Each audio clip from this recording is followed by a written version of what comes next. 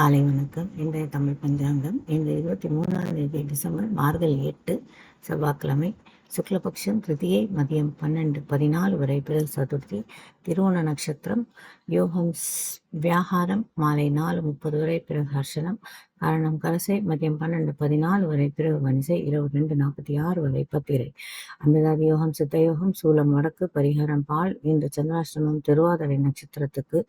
இன்று சரவண விரதம், தனிய நாள், மேல்நோக்கு நாள், நேத்திரம் பூஜ்யம், ஜீவனரை. நன்றி, வணக்கம்.